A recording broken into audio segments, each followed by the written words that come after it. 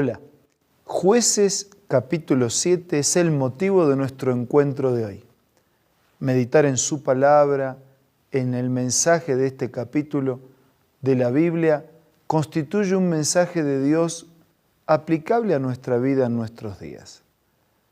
Porque cada día dedicamos un espacio a meditar en un capítulo de la Biblia hasta completar la lectura y reflexión en todo el mensaje de toda la Escritura.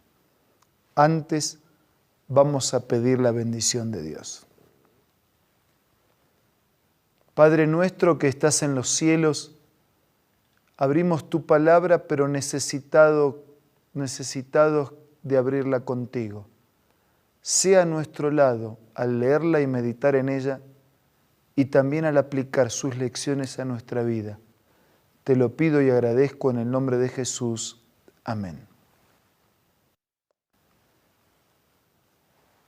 En el capítulo 7 de Jueces nos encontramos con Gedeón y su victoria a los madianitas. Los primeros pasajes nos indican que se levantó de mañana, acamparon junto a la fuente Jarot, y Jehová le dijo a Gedeón: hay mucha gente contigo para que yo te entregue a los madianitas en tus manos. Y si lo hacemos así con una gran multitud, la gente puede jactarse de pensar que la victoria fue por sus fuerzas. Así que vamos a hacer una preselección para que nadie piense mi mano me ha salvado, sino que la salvación proviene de Dios. Pregona esto a los oídos del pueblo. Quien tema y se estremezca, que madrugue y regrese a su casa desde el monte de Galad. Y entonces regresaron 22.000 y quedaron 10.000 de los 32.000. Jehová habló otra vez con Gedeón. Todavía son muchos. Quiero que quede claro que la victoria no es por las fuerzas del pueblo, sino por mi bendición. Otra prueba, del que yo te diga vaya éste contigo, irá contigo, pero de cualquiera que yo te diga que éste no vaya contigo, el tal no irá. Entonces Gedeón llevó al pueblo a las aguas y Jehová le dijo: a cualquiera que lama las aguas con la lengua como lo hace el perro, lo pondrás aparte y lo mismo harás con cualquiera que doble sus rodillas para beber. Dice la Biblia que el número de los que lamieron las aguas, llevando el agua a la boca con la mano, fue de 300 hombres. El resto dobló sus rodillas para beber.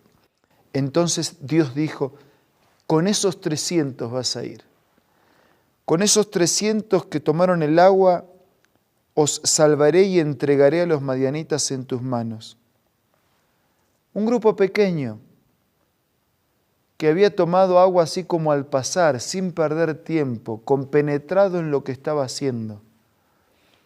Con ese grupo que supo tener prioridades, con ese grupo pequeño que iba a permitir que la gloria del triunfo fuese para Dios. Con ese grupo, Gedeón fue a la guerra. Dice versículo 9, levántate y desciende al campamento porque yo lo he entregado en tus manos. Si tienes temor de descender, baja al campamento, oirás lo que escuchan y entonces te animarás y descenderás a atacarlo. Y cuando él descendió, escuchó que dos hablaban entre sí de un sueño que habían tenido, y en el sueño veían un pan de cebada, una rebanada, una rodaja de pan de cebada que rodaba el campamento, que golpeaba sobre el campamento, que lo trastornó de arriba abajo y la tienda cayó. Sí, una rebanada de pan de cebada puede destruir todo un campamento. ¿Cómo explicarlo? Si no es por la intervención milagrosa de Dios. Gedeón escuchó el relato del sueño y adoró a Dios porque tenía la seguridad de la victoria. Dijo con claridad: vamos adelante, porque Dios ha entregado el campamento en nuestras manos la victoria está segura. Y repartiendo los 300 hombres en 3 escuadrones, puso trompeta en manos de todos ellos, cántaros vacíos con antorchas ardiendo dentro de los cántaros, y dijo: miren y hagan como yo hago. Cuando yo llegue al extremo del campamento, tocaré la trompeta, y todos los que están conmigo tocarán las trompetas alrededor de todo el campamento, gritando por Jehová y por Gedeón. ¿Cómo destruir un campamento con el sonido de una trompeta? Tocaron entonces las trompetas, quebraron los cántaros que llevaban en sus manos, tomaron en la mano izquierda las antorchas, con la mano derecha la trompeta, y gritaron por la espada de Jehová y de Gedeón. ¿Cómo destruir un campamento con un sonido de trompetas? ¿Cómo destruir un campamento con un concierto de trompetas y de cántaros quebrados? ¿Cómo destruir un campamento con lámparas encendidas en la oscuridad de la noche y del amanecer? No eran las trompetas, no eran los cántaros quebrados, ni eran tampoco las antorchas. No es por nuestra espada, no es con nuestra fuerza, sino con la espada de Dios. Es con la palabra de Dios. No es con la antorcha de nuestras propias luces. Es con la lámpara a nuestros pies, que es la palabra de Dios, que obtenemos la victoria sobre el campamento del mal. No es con nuestros recursos, es con los recursos de Dios. Es con prudencia, es con dependencia, es con confianza en Dios que obtenemos la victoria. Y así la victoria se materializó. Mientras los 300 tocaban las trompetas, Jehová puso la espada de cada uno contra su compañero en todo el campamento, y el ejército enemigo se autodestruyó. Hoy diríamos sin una bala, sin el uso de ninguna espada. Por la bendición de Dios, la victoria fue obtenida. No es con nuestra fuerza, no es con nuestra sabiduría, no es con nuestros recursos, no es con nuestras luces, pocas o muchas. Es con la luz que proviene de la palabra de Dios, de quien el salmista decía: lámparas a mis pies tu palabra. Es con la luz que proviene de la vida de Jesús, quien dijo: yo soy la luz del mundo. Es con la fuerza que proviene de Dios. Es con la trompeta y el sonido de la trompeta que refleja la aceptación de la voluntad de Dios, como nuestros enemigos pueden ser vencidos. ¿Cuántos enemigos hay en tu vida? Miedos, temores, vicios, pecados, culpas, fracasos, soledad, estrés, miseria. ¿Cuántos enemigos? ¿Cuántas veces luchaste con tus fuerzas, con esos enemigos que todavía están vivos y te están ganando la batalla? Pero ahora podemos luchar en nombre de Dios, con su fuerza, con su poder, con sus promesas. Podemos ser vencedores, tener más comunión con Él, estar en contacto permanente con Él, recibir su asistencia y obtener la victoria definitiva. Mis queridos amigos, estamos con su programa Creed en sus profetas, un programa dedicado al estudio, a la reflexión, a la comprensión de la voluntad de Dios a través de la palabra del Señor y también del espíritu de profecía. Para esto nos encontramos como cada día con la presencia del pastor Bruno Razo. Bienvenido, pastor. Muchas gracias, Pastor Eber. Una alegría, como todos los días, estar juntos con tantos amigos y hermanos y sobre todo junto a la palabra del Señor. Qué bueno, pastor. Realmente esta tarea que nos concita acá, nos trae, es algo muy, muy gratificante porque cada vez nos topamos con situaciones que atravesaba el pueblo de Israel, pero que Dios tenía siempre una respuesta, un porqué, una promesa, una salida, ¿no? Y eso es lo que buscamos la mayoría de nosotros, una salida. Jueces 7 nos está contando de la continuación de la guerra entre Gedeón y los madianitas. Y Gedeón había sido llamado por Dios porque era un hombre valeroso. Y Gedeón dice, bueno, que venga la gente, vamos a hacer frente. Y respondieron 30,000 personas, 30,000 hombres de diferentes rincones del pueblo de Israel, del territorio de Israel, y Dios le dice, mira, 30,000 son muchos, vamos a dejar a unos pocos. Dijo, bueno, vamos a despachar 20,000, y dice, mira Gedeón, todavía son muchos, pero los madianitas son miles, ¿cómo vamos a pelear solo con 10,000? Despacha a otros tantos. Y entonces prueba allí mediante el arroyo, ¿no? Conocemos esta historia y le quedan 300 hombres, 300 hombres para una batalla, para una guerra contra una nación grande. ¿Será que había alguna razón divina para todo este procedimiento de reducción de hombres? Elena de White responde tu pregunta de esta manera. El carácter se prueba a menudo por los medios más sencillos. Los que en un momento de peligro se empeñaban en suplir sus propias necesidades no eran hombres en quienes se podía confiar en una emergencia. El Señor no tiene en su obra lugar para los indolentes y para los que suelen complacer el apetito. Escogió a los hombres que no permitieron que sus propias necesidades les hicieran demorar el cumplimiento del deber. No solo poseían valor y dominio de sí mismos los 300 hombres elegidos, sino que eran también hombres de fe. No los había contaminado la idolatría. Dios podía dirigirlos y por su medio librar a Israel. El éxito no depende del número.